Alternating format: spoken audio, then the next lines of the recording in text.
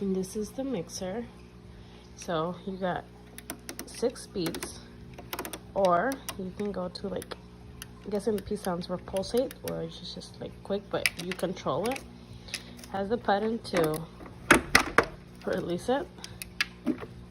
It won't go down unless you push the button. You push the button, then it'll lower. Same thing as releasing. Comes with 3 different hooks, attachments to it. Obviously, to grate, or not grate, to mix, whisk, and for the dough, they click in. You gotta push up and then turn, and they come out. Same thing, push in, twist, and they won't go nothing, twist. Comes with scooper to scoop everything out. Comes with your manual, but pretty much easy to understand. The bowl doesn't go nowhere because it unhooks.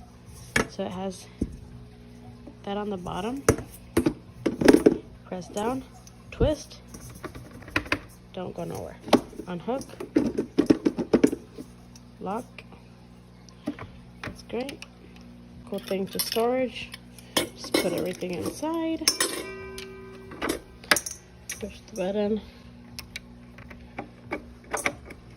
Lower it. And then take. It's not very heavy. Very easy to move around and everything. And the color is gorgeous.